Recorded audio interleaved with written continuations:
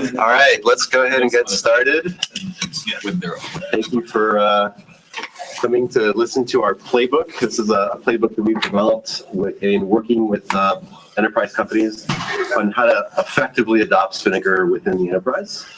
So I guess let me just start with a show of hands so I understand the room, because we're really here for you. So how many of you are already running Spinnaker inside your companies? Just raise your hand. How many of you are evaluating Spinnaker or thinking about it? Okay. Yeah, so this talk is really going to be for you. And those of you that are already running it in production, please feel free to share your tips too. Let's make this collaborative and fun. We're here for 45 minutes together, so we might as well enjoy it. So I'm going to start with some quick intros, and then I'll do a very quick overview of Armory and why we're here. Let's see if I can get this to work. So I'm Jordy, I'm the CEO of Armory. My co-founders, Isaac and Ben, they're going to be the ones doing most of the talking today. We're a seed-funded startup up in Silicon Valley, and we're helping companies commercialize Spinnaker. So why we're here, I'll start with why Armorys here. We all worked together in our last company. We arrived in that company in 2013. The company had a very hard time deploying software. About 4 releases per month. Everyone took 30 to 40 days. Very unhappy engineers. I don't think there's anything worse than checking in code and having it sit somewhere for a long time. So over the course of a 3-year period, we completely revamped the infrastructure. Actually, it's actually Andrew, who's here, who's on the Armory team, that built our own in-house CI/CD platform. And we went from deploying 4 times a month. This chart shows 300 times a month. We actually got it up to 2,000 times a month before we left. And I think the really interesting thing about this chart is you can see back when we weren't deploying very much, we also weren't deploying very broadly. There were large parts of the code base that we were afraid to touch. The people who had built those products had left the company, and nobody knew how they were deployed, and so they were afraid to actually innovate on them. And you can see each of these is a service, and then over time we started really deploying a lot more broadly. So we started touching a lot more of the code base, and that was very transformative for the company. It actually let us build an entirely new high-margin line of business, and that's when we got really excited about the business impact of Spinnaker, not just the technical value, but it literally transformed the company and the company's value, and that was a big deal. That's why we started Armory. And when we learned about Spinnaker and it was being open sourced, instead of building it ourselves, we thought, let's participate in this community and extend it for the enterprise. Also, the cost of messing up with software is really going up. Just a couple of quick examples. So, a bad release to an American Airlines pilot app. They used to use logbooks. Now they use an iPad app. A bad release caused planes to sit on runways and kids to be sleeping in airport lounges and all of that. Not so fun stuff. Another example, the NYSE had an outage caused by a software update. So the cost of not being able to deploy software is going up. I think the even bigger deal, though, is companies that know how to win with software are starting to take over in other industries and outcompete companies that don't. So Amazon acquired Whole Foods because they can get more value out of Whole Foods than Whole Foods itself could because of software. Amazon doesn't have to make money on groceries. And so now Kroger and all these other companies are having to figure out how to be software companies. Kroger adds online ordering options and invests in technology to withstand Amazon's advance, things like that. So, boardrooms are starting to get a lot more activists. The investors are starting to say you need to extract more enterprise value from your company through software. So we think this is just the beginning of a multi-decade trend where every company is going to have to learn to be a software company or they're going to die. And I think all of us in this room agree that that's true, or that's why all of us are here. Is that an actual Wayback Amazon site? Yeah. So the reason I put this slide up was back in 1994. It's it's a really cute company. This was their original website back in '94. A lot different than the company that they are today. The average low-performing enterprise deploys software 7 times per year. These high-performing companies deploy thousands of times per year. Netflix deploys 4,000 times a day or more now. So the delta, the gap between low-performing companies and high-performing companies is really huge. Another great example is for 1,000 years, the hotel industry was never disrupted. People always needed a place to stay. And now Airbnb is the largest hotel operator in the world, and they don't have a single room. So how do hotels compete against Airbnb? They can't just spin up more hotel rooms. They have to figure out how to get good at software. So what we've learned in talking to a number of executives at large companies, we've talked to probably 300 SVP and CTOs, engineering managers at this point, is there's a couple of stages to get to this nirvana. And so we made this diagram to help these executives kind of argue amongst themselves about what stage they're in. It's pretty hilarious to pop this slide up when we're talking to these companies and we watch them argue with each other about where they are. The reality is every team in a company is probably at different places. So what we've learned is that you can't jump stages. So you can't go from stage 1 to stage 5. If you're still in the data center and you're doing mutable deployments, you're SSHing into prod, you can't just jump to intelligent deployments and be where Netflix is. And there's only a handful of companies that are even in stage 5. But this is a really good diagram to help talk about the progression that companies need to make. And Ben and Isaac will talk more about that. But we shared with everybody in their little Netflix tote bags a book by O'Reilly called Cloud Native Evolution. Great book to bring back into your companies. If you're frustrated, there are people that don't quite get it, share that book with an executive. It's an 80-page book that talks all about basically moving through these stages. We're trying to figure out how to quantify this concept of confident deployment velocity. We're playing around with a formula because you can only improve what you can measure, right? So I don't know that this is the exact right formula. I'd actually love to get people's opinions on if this would help you have a conversation inside of your companies. But the kind of broad idea here is that velocity is actually safer, even though it's counterintuitive. Shipping small diffs often is safer than bulking all your features up and having fewer deployments. And so, if we could have some way to quantify deployments per app per month in the numerator with some kind of an SLA that increases, as deployments get safer. I don't know. This is an idea. I'd love to get people's feedback on that because we'd like to start scoring safety and speed within companies. So if anyone has any feedback on that, definitely let us know. Okay, so I'm going to have Isaac come up and go a little bit deeper on the playbook, and then Ben's going to talk about how we actually execute this playbook within companies. All right, guys. So show of hands, which one of you guys actually had Spinnaker in production or were actually using Spinnaker? And besides the Netflix team, out of that, how much adoption have you gotten with the application team? Or is a lot of applications teams using it or a little?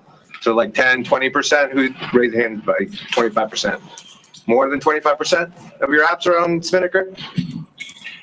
Less than 10, 25%? Anybody? Less than 25%? So far less. Far less, yeah. So typically what we see is more on that side.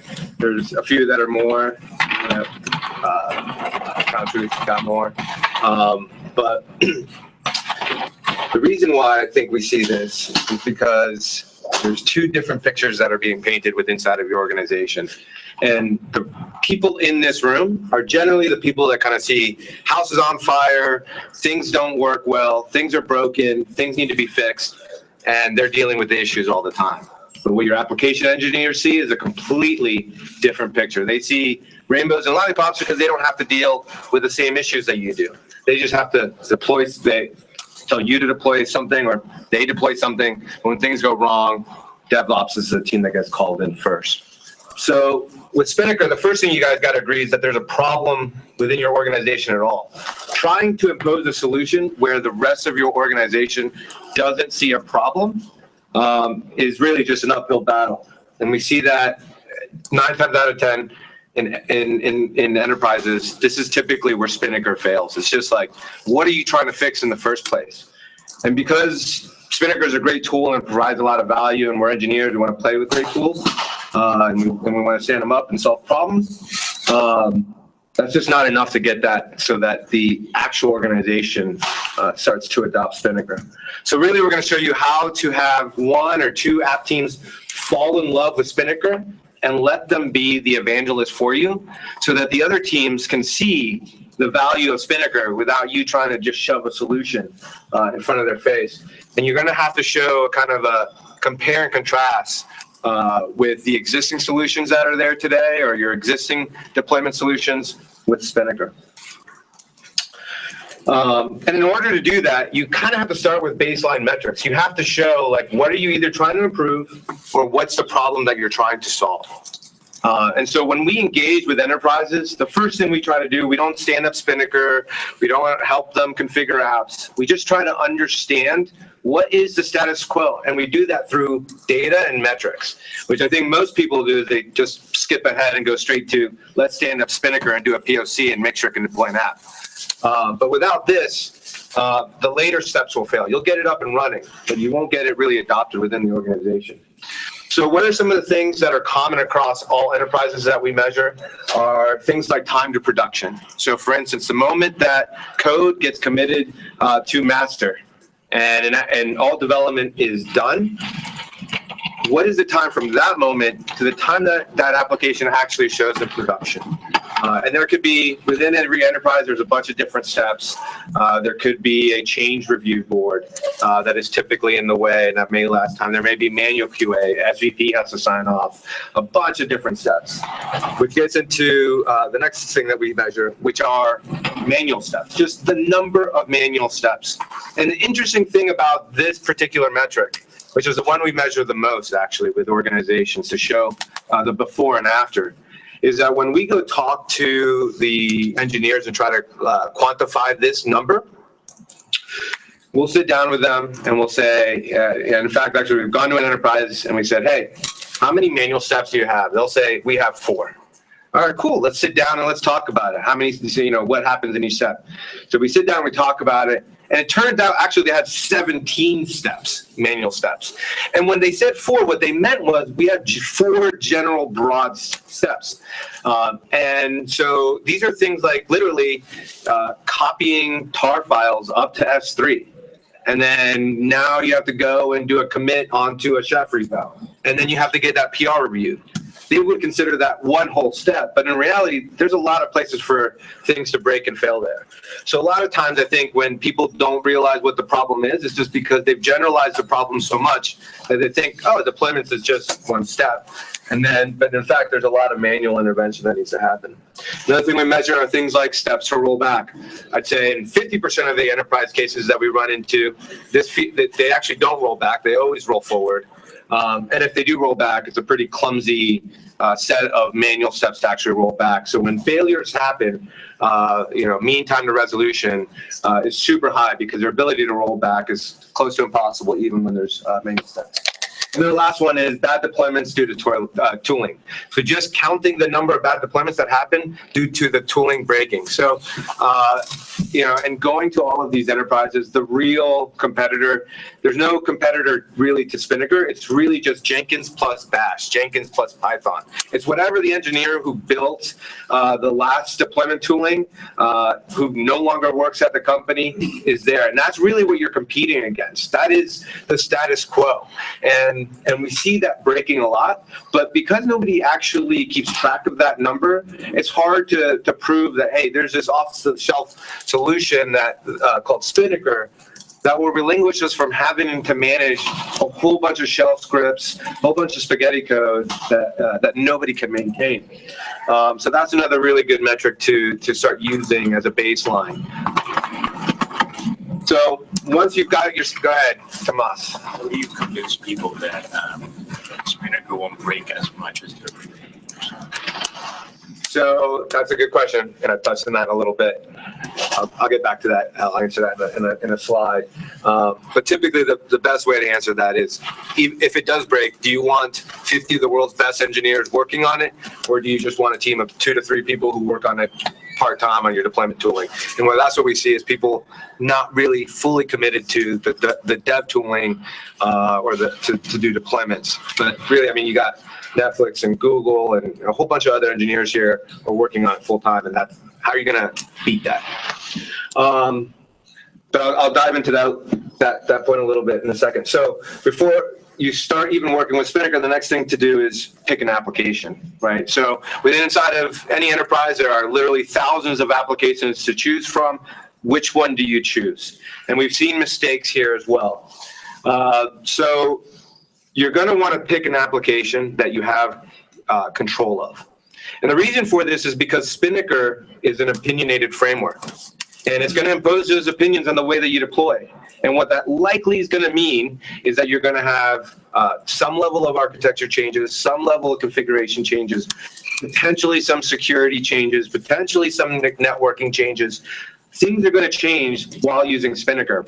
And so we've gone into an enterprise before, we pick an application, turns out that person doesn't have access to change the code base or change the networking. And an evaluation that should take a few days is now taking a few weeks because they don't have resources. And this happens a lot in enterprises just because it's very, very large. Different teams manage different types of dependencies and resources, and getting access to those teams is difficult. So make sure you pick an application that you can mostly control. Another thing that you're going to want to look for is an app that is mostly immutable and mostly is contained. So the least amount of external resources or dependencies as possible. So don't pick the app that has 10 different types of databases and 10 different queues. Pick the app that may have a database. The moment you start introducing stateful changes into Spinnaker, your early evaluation of Spinnaker is going to get much more complex and much quicker. So within those constraints, at the same time, don't pick the most simplistic app. We've seen that happen as well, where you pick a really, really simple app and it kind of proves nothing to nobody. And it becomes a trivial exercise, and you really just kind of have to start over again with another app. It is a good learning experience to learn Spinnaker, but doesn't serve you well in the evaluation purpose. All right, so the other one that we've learned is single person evaluations end poorly. So we've gone into a large company before. We start working with this one DevOps engineer, just one. And then what happens is you start breeding this like jealousy and hate from all the other DevOps engineers that are outside of the room. You have no idea what's happening in terms of the evaluation. Don't want to be a part of it and want to exercise their opinions and ideas, but have no way to be heard. On the other hand, we did a POC with Box, and that went fantastic. And it went fantastic because we included 4 to 5 different team members from different teams. So people from security stopped by to do part of the evaluation, the networking team, people from different application teams all came and were part of it. And it turned what would have been a 3-week, maybe even a 3-month period of evaluation into just a couple days. And by the 3rd day, we had presented our results to the executive team. They were seeing what we had done. They were all bought into Spinnaker, and it went really, really well. And it's still going well because you still have those teams still invested inside of Spinnaker and are doing the work, and their opinions were heard and incorporated into the evaluation.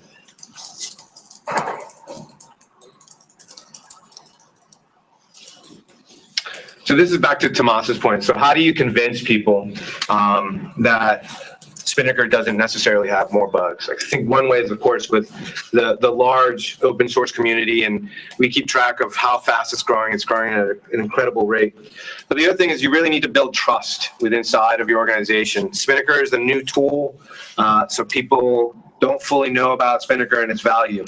But if it keeps going down and it keeps breaking and it keeps having perceived problems, then people are going to start criticizing it a little bit unfairly. So the first part is really start with one provider at a time. The reason I mention this is because enterprises are now going through this trend of, I guess, being provider agnostic. And I think that's certainly a good goal to have. And Spinnaker provides that value, surely. But there's a bunch of other value that Spinnaker provides and a bunch of other hurdles and things you have to prove before proving that Spinnaker is truly Spinnaker cloud agnostic. So work with one provider at a time. There's a lot of configuration options that need to be put into Spinnaker to make each cloud provider happen and have a full workflow. Starting with many, we've seen that fail, and we end up in just configuration land and not proving anything with Spinnaker.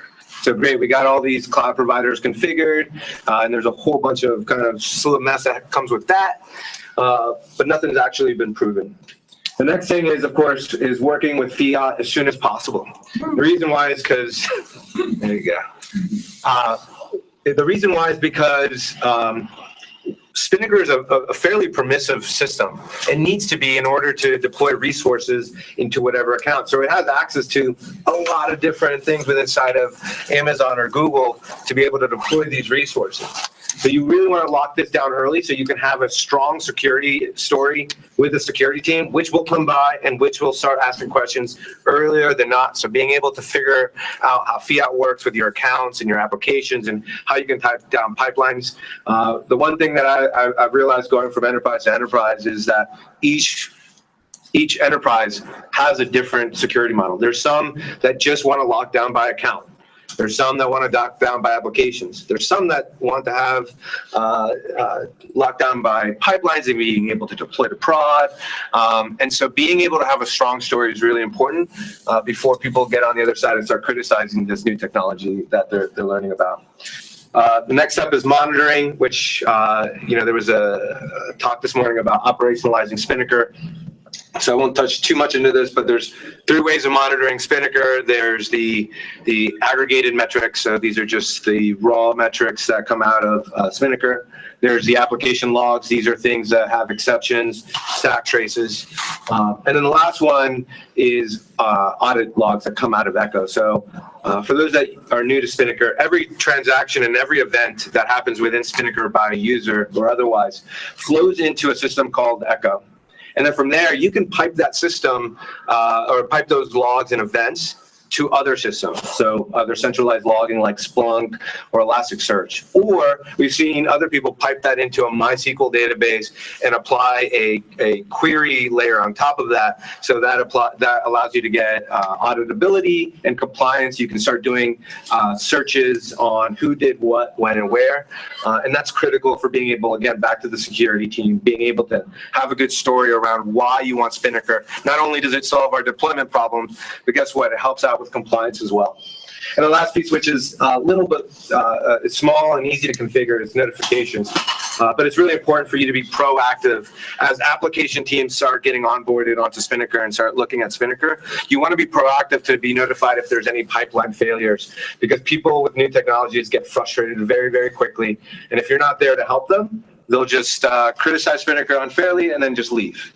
And that's opposite to what you're trying to do with Spinnaker. So once you have it up and running, you've done all of the configuration and all the things that we just talked about, you're going to want to start working on a pipeline.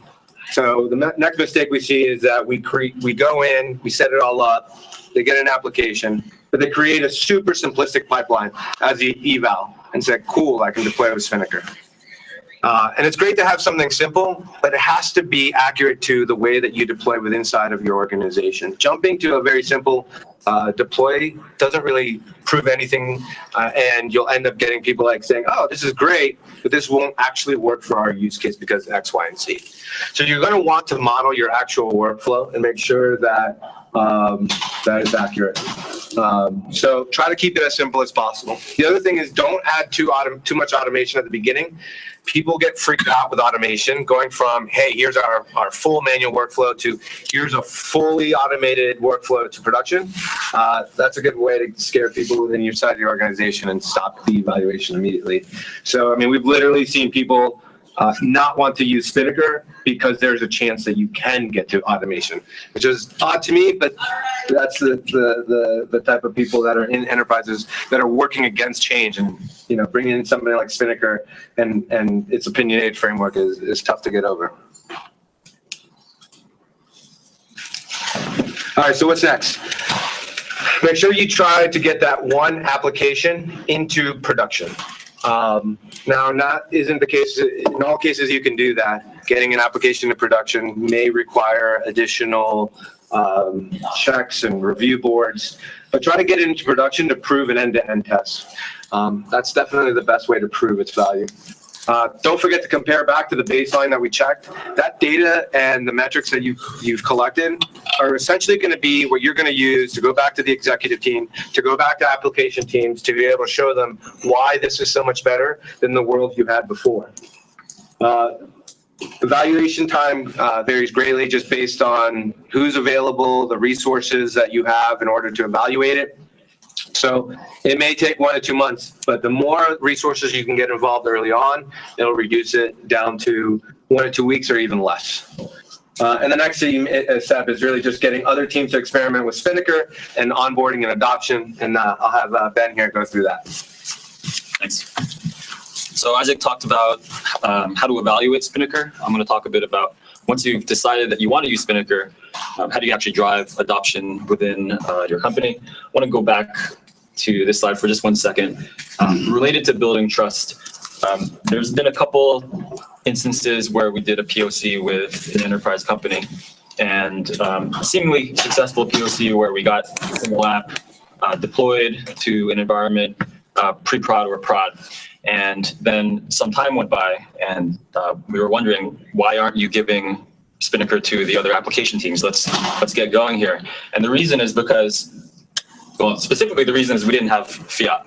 And if you take all of these things and probably a couple extra things, as like if you lump them together, we call this production readiness. And the definition of production readiness varies from company to company, but generally it's things that you need to have, like an HA type of system, something that's scalable, repeatable, with failover, notifications, monitoring, and then auth-Z, which has been critical.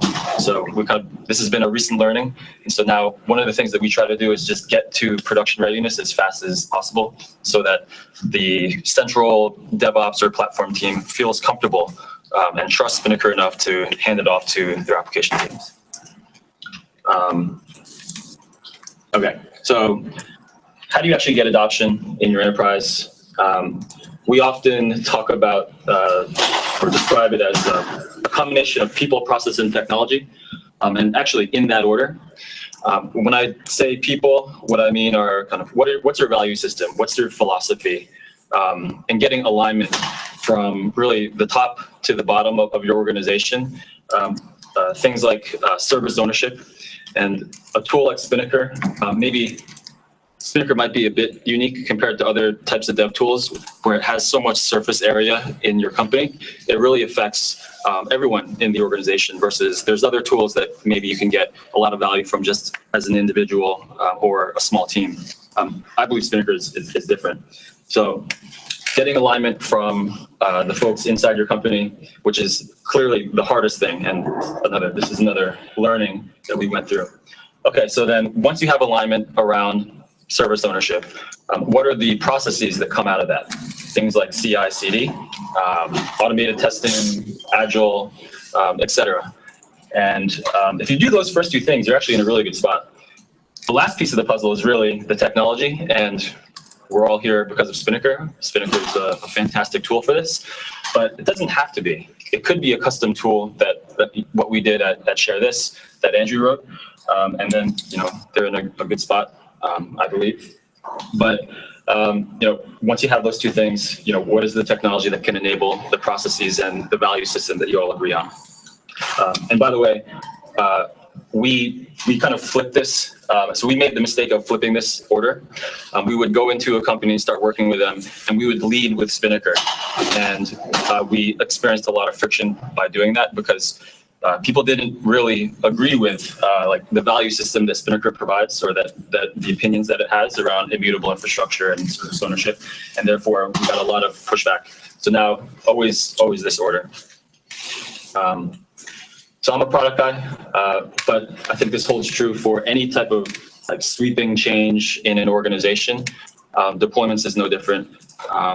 And to be honest, we learned this from the Lookout guys, Alex and Brandon, who are going to be giving a talk, I think at 1, on your journey with Spinnaker.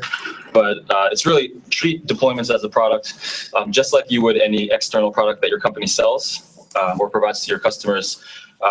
As a central platform team that manages and operates Spinnaker, your customers are the product engineers, the application teams that are using it. And so things like surveys, customer interviews, measuring success. So the things that Isaac talked about around time to deploy, manual steps, those are the types of things that you're probably going to want to measure and improve on. If you're treating this, if you really have true responsibility and ownership, creating a project plan, POC, alpha, beta, GA, all the things that you would do for a product, an external product. Here's an example of a project plan that we try to execute with our customers. So we start with the POC phase and evaluation that Isaac talked about. Surveying the teams, especially in a large company, is very valuable. You may have dozens or even hundreds of teams. Each team is probably doing something a little bit different. And so trying to understand how do teams deploy today? What are the tools that they use? What are the pain points that they have? How urgent is that pain point? For a big company, it may be hard to get this information. The survey is a great way. Face-to-face conversation is always better if you can. But the purpose of this is to identify who is that team that should be involved for the POC, and then execute on the POC. Then, like something like an alpha, select the team, get an application into production, and then after you complete that phase, celebrate that win. Do a presentation, do like an engineering all hands where you talk about the benefits of Spinnaker, what you did, the before and after, and try to get momentum. Hopefully, after that presentation, you have more teams raising their hands and saying, I want to be part of the beta. And in the beta, you want to select more teams, let's say 3 to 5 teams or apps, get them onboarded, deploying to production, and probably expanding the use cases. So maybe you deploy to EC2, but maybe you also have a couple teams that are doing Kubernetes. So you might want to expand the use cases a bit. And again, celebrate the wins, and then a GA launch where it's available to everyone. And this takes time, months. So another thing that we try to do is to sell the features, the specific features of Spinnaker, to the right people in a company, especially a large organization. And we bucket, or we see these features across 2 dimensions. One is the carrot and the stick dimension, where the carrot are things that the end user, the application engineer, they really, really want. Something like canaries is an example of that. Where the stick is something that maybe the buyer or maybe the VP of Eng or CTO wants, like a single path to production for developer efficiency, or maybe cost savings. And they could impose a bit of a mandate and say, hey, we're going to save a lot of money if everyone's using Spinnaker. And so you have to do it, versus the carrot features are, hey, this is awesome, I'm going to tell my friends about it. The other dimension is this concept of sweeping glass or crawling over glass. And so imagine a field of glass, and on one side, there is Spinnaker Nirvana. This is like where we all want to be. And on the other side is your application teams. So can you sell a feature or build a feature, a Spinnaker feature that is so valuable that the application engineer is going to crawl over that glass to get there because it's so valuable? Or do you have to kind of sweep the glass to make it easier for them? So that's kind of the way that we think about some of these features. And this should be pretty familiar to you guys. An org chart, where you have, the DevOps or platform teams, which is probably most of you guys, and then the application teams. And we've just highlighted the red and green. The stick features kind of apply to red, and it's red because it's a stick. And then green features is just the way that we the carrot features. These are the ones that we try to sell more to the application teams and focus on those, because the application engineer may not care about how much money they save or how efficient the resources are being utilized. So everything that we've presented here is on a blog post. Just go to armory.io/playbook. So this is publicly available for you guys to consume. That's it. Questions? The roadmap you illustrated, that is the first chunk of if you go back to the couple of slides, the timeline, the 4 Qs or the 5 Qs. Yeah, that's for the initial sort of like onboarding per se for that DevOps team that you mentioned, right? How about the iterative users within the organization? How does that look like in terms of the timeline? Yeah, so good question. The onboarding period is probably up to here. This GA launch, my definition is it's available to all teams, meaning like whatever use cases you guys have, integrations that you with your existing tooling is ready so that all the teams can onboard if they want to. But that's a challenge in and of itself, and it's probably going to involve training and some hand-holding. So you guys, did you say that you have about 10% or less of your? Less right now, and the convincing is the uphill battle. Yeah, so I would recommend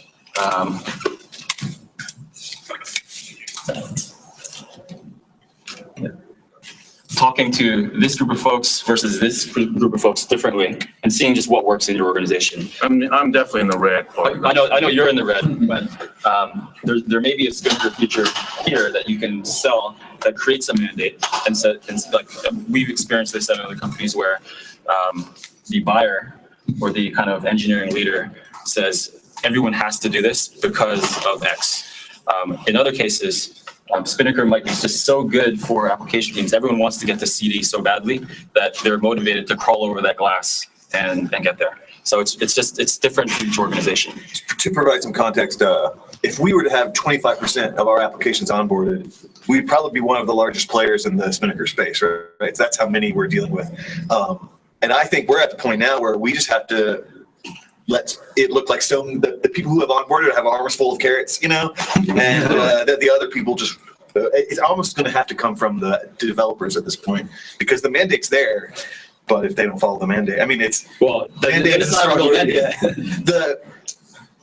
It's interesting corporate mentality, but the mandate is there, but the time around the mandate is not. So Okay. Yeah. So it's not a mandate. It's not a time boxed mandate. Strong Have you tried putting the people who really love Spinnaker, like 2 of them in a room with one who doesn't really like Spinnaker? That's very easy to do, Captain. Well, finding that doesn't like is very easy. Well, if you outnumber them with ones that do like, and if they have mutual respect for each other, it might find success. And the one thing that I didn't mention as well is like really getting into the next, trying to find that one top tier app that everybody respects, what Peter was saying, and figuring out, going back to, That's a really good point. figuring out like what is it that tier 1 team needs that either Spinnaker doesn't have or maybe Spinnaker isn't necessarily addressing in their concerns. And there's a bunch of community members here that you can either come back to or build it yourself. Internally for us, just to share, it was support. Right now, it was the appearance to the rest of our community was that we weren't providing support generally. We were, but we probably weren't doing a very good job of it. So we've taken that and now we're doing full-time support. I think that'll be the biggest. Just to what Isaac was saying, I remember Andy told us a story about when Netflix first started working on Spinnaker and driving the adoption. There was, I can't remember, maybe Tomas, you know the name of the app. There was some tier 1 app that onboarded onto Spinnaker in the very early days. And after that, like all the dominoes fell because it was such an important app.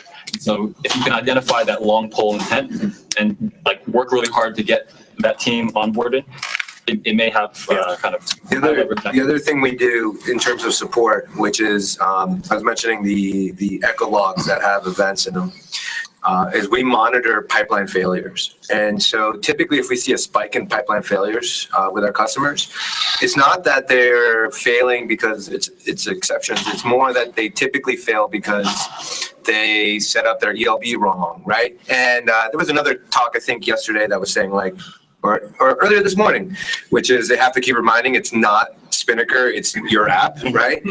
That's typically what happens is most people are like, oh, Spinnaker's broken. It's like, no, you didn't configure your app correctly.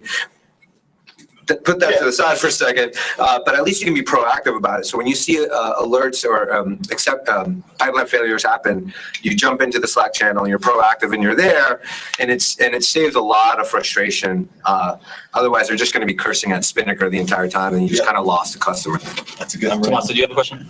Yeah, I'm curious about, like, this feels like you go to a company and they have a very kind of anemic continuous deployment process, but what happens when you go into an organization that, like they might have, a bunch of Jenkins pipelines running, for example, that they already kind of bought into the continuous development story, and like, what do you offer there? Okay, so I think the Which question. stages do you, like, I mean, if I'm a stage 1 company, then like this is super compelling.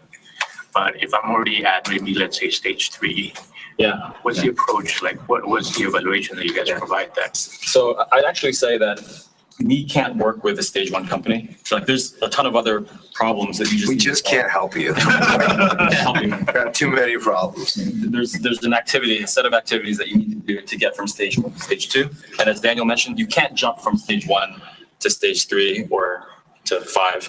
It has to be serial. And so if you're in stage 2, you're still doing mutable deployments. You're still logging in the boxes.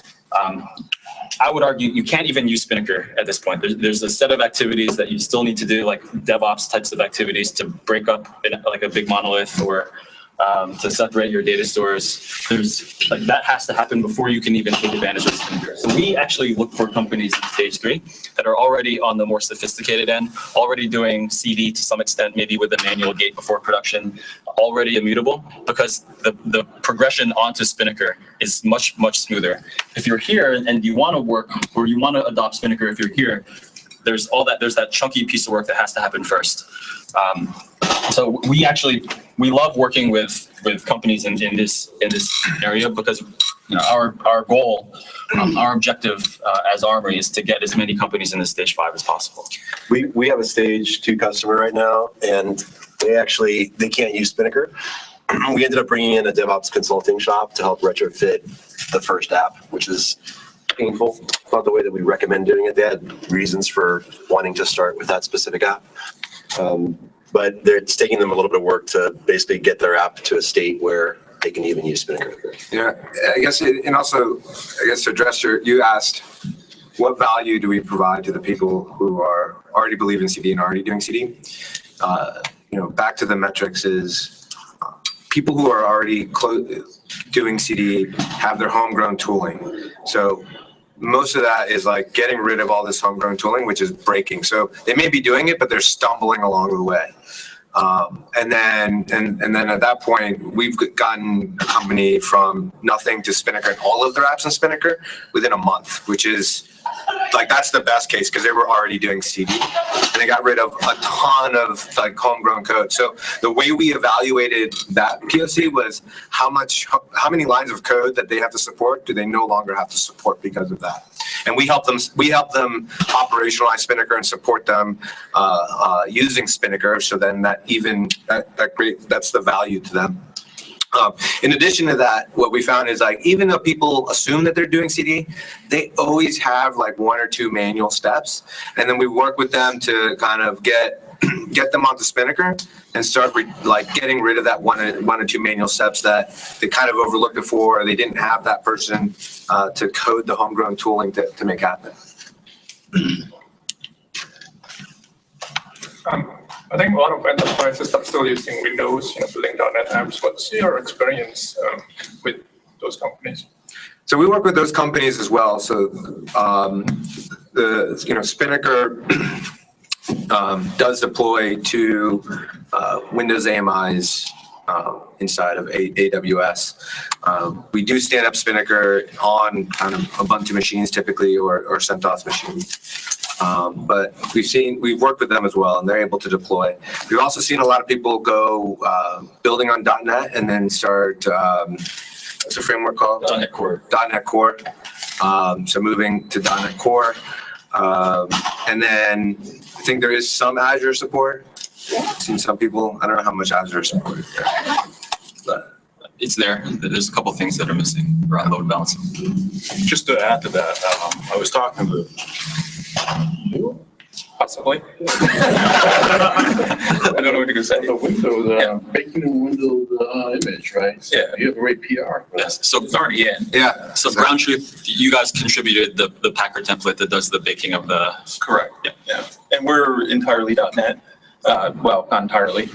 Most of our ETL is not, but we were all Windows, .NET. Now we're on .NET Core for anything new. But yeah, it's there. Sorry to call. Does that answer your question? Yeah.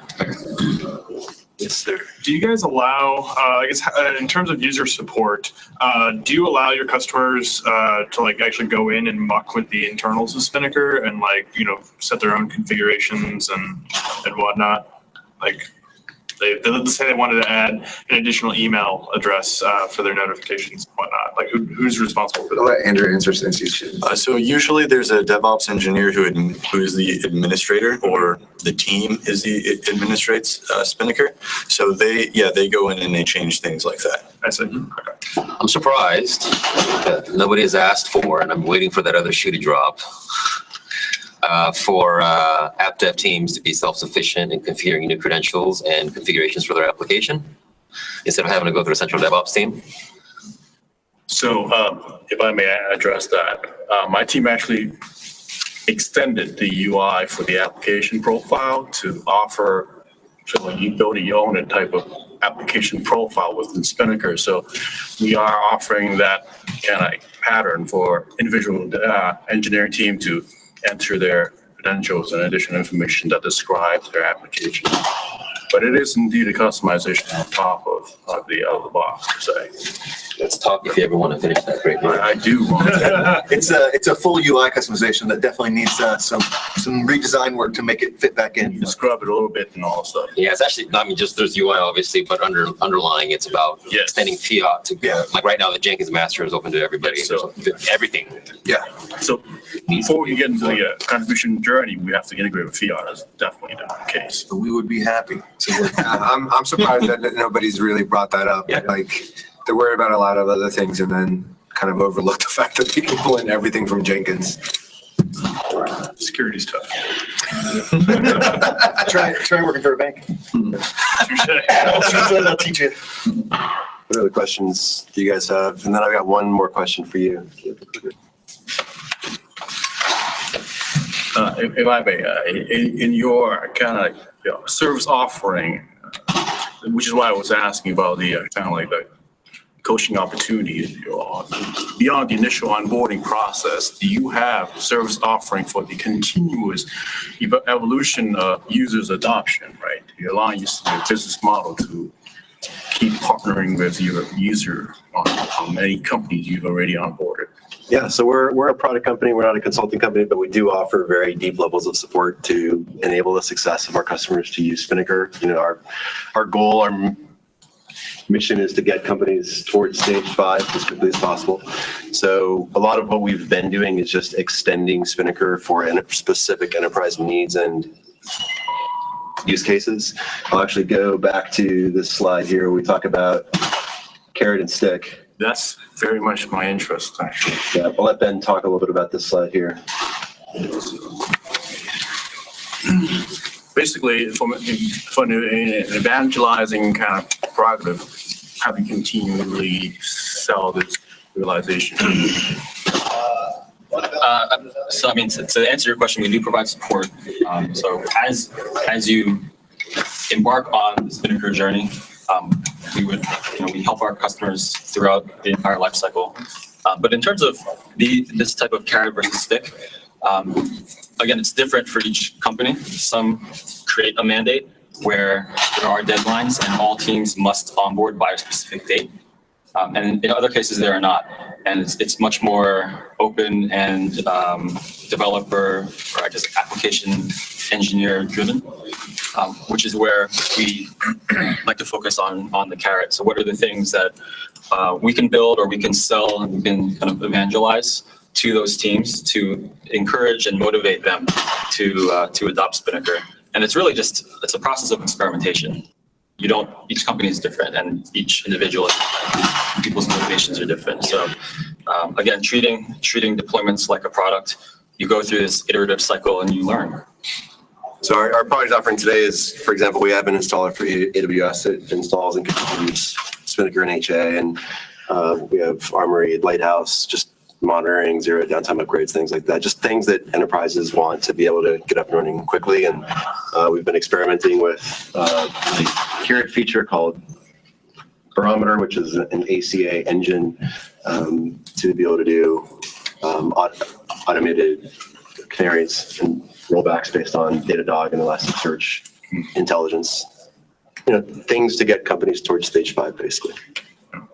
So one last question for all of you. I'd love to know what you think about this formula that we're playing around with to try to measure confident deployment velocity. Just going into the you can only improve what you can measure thought process here. If you had a way to show the delta between before Spinnaker and after Spinnaker, and there was some kind of a formula, and I don't know if it's this, I'd actually love to know if you would find this to be valuable. Just any feedback that you have on this. It doesn't have to be anything now. You can also think about it, but Who actually measures their SLA? I just realized I didn't mention it on who actually has SLAs for their apps? Yeah. Okay. What is it? Yeah, I'm curious, what is it? Yeah, what do you mean? 100%. We have a somewhat unrealistic SLA for our finance and risk products, so 9.5s, but that's a goal. Of availability? 9.5s or 5.9s? 5.9s. 9.5s. That's easy. How about 10.5s? I'm gonna take a vacation. Just flip a coin, it's up. Flip a coin, it's down. Well, it has to be better than that, though. Just slightly. But the more realistic goal for 9. So we actually noticed that a lot of people don't even measure the SLA. Yeah, we're totally downtime intolerant. An SLA, anything less than 100% would be like. Well, so an SLA doesn't necessarily just mean uptime. An SLA could be degradation of service, right? Oh, So okay, like yeah. your response times go from 100 milliseconds to 600 milliseconds. So the e-commerce companies that we work with, that's basically, millions of dollars of loss for the year going from 100 to 600. And so that's why we are very specific about using the word SLA and not just downtime. Right. We started with downtime, but then we never go down. It's like, okay, well. If I reword that to SLO, I think you might get a higher hit rate if you did that. Yeah. Because almost every team has an SLO inside at Google. Very few teams have SLAs. Yeah, no one's getting fired if we don't meet it. We're getting yelled at a lot, though.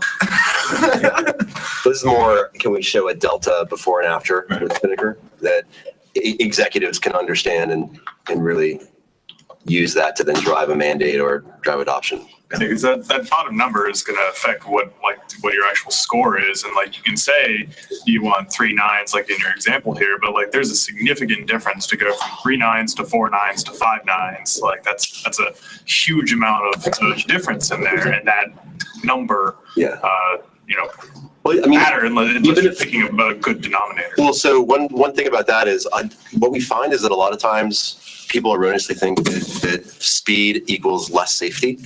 And so even if it's just that the numerator's increasing and the denominator isn't decreasing, that alone would help show value. And also, I think there's some other variables missing, like MTTR is missing from here. Okay, yeah, that's good. I think measuring deployments versus measuring like percentage of successful deployments. Versus jail Because you can deploy 1,000 containers, and if 900 of those are bad, your number of deployments is still going to be very high. Exactly. We don't want to make it too complicated, but we do want to make it valuable, right? So those are both really good points. All right, well, thanks.